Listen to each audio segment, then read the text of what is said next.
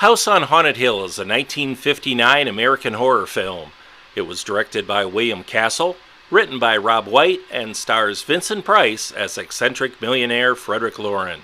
He and his fourth wife, Annabelle, have invited 5 people to the house for a haunted house party, promising to give them each $10,000 with the stipulation that they must stay the entire night in the house after the doors are locked at midnight.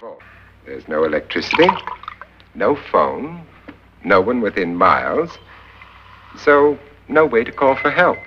Vincent Price was an American actor best known for his performances in horror films, although his career spanned other genres.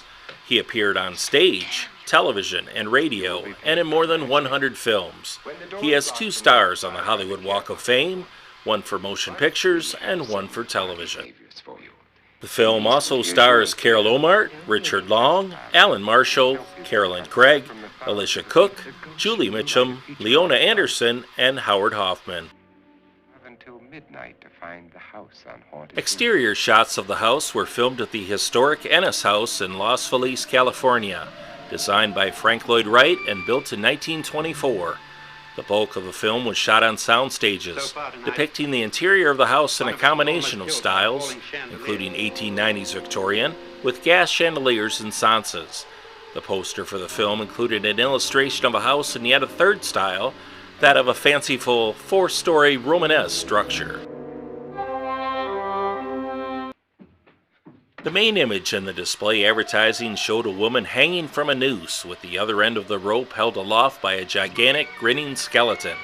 It also included an image of Vincent Price holding a woman's decapitated head by the hair. In 1959, some newspapers judged the image too gruesome for publication. Exhibitors were encouraged to play this up that the movie was so frightening that even the ads couldn't be shown. The film uses many props used in carnival haunted houses to generate fear and terror. It is best known for a famous promotional gimmick called Emergo. William Castle placed an elaborate pulley system in some theaters showing the film, which allowed a plastic skeleton to be flown over the audience at the appropriate time. When the skeleton rises from the acid vat in the film, a lighted plastic skeleton on a wire appeared from a black box next to the screen to swoop over the heads of the audience. The skeleton would then be pulled back into the box as the skeleton in the film is reeled in. Many theaters soon stopped using this effect because when the local boys heard about it, they would bring slingshots to the theater. When the skeleton started its journey, they would pull out their slingshots and fire at it with stones, BBs, ball bearings, and whatever else they could find.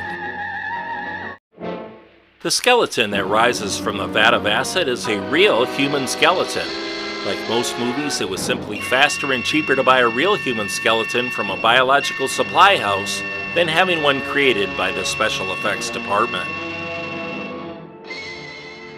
Thanks in part to Castle's gimmickry, the film was a huge success.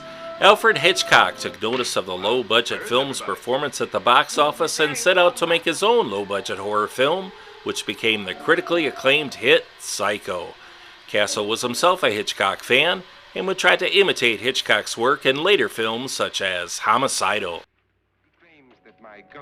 Among the cast, Alan Marshall, who played the elegant Englishman among the group hoping to survive a single night in the house, had been a popular supporting actor in the 1930s.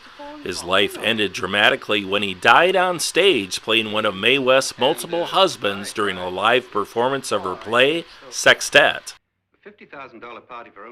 During principal photography, Carolyn Craig, who played Nora Manning, was in the early stages of her pregnancy.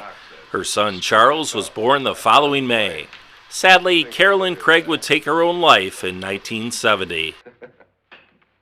Richard Long is best known for his leading roles in 3 television series: The Big Valley, Nanny and the Professor, and Bourbon Street Beat. Long had heart issues and passed away in 1974 at age 47. House on Haunted Hill was originally released theatrically by Allied Artists. The release date was February 17, 1959. The picture grossed $2.5 million on an estimated $200,000 budget, making it one of Allied Artists' most profitable films of that period. It is included among the American Film Institute's 2001 list of 400 movies nominated for the top 100 most heart-pounding American movies.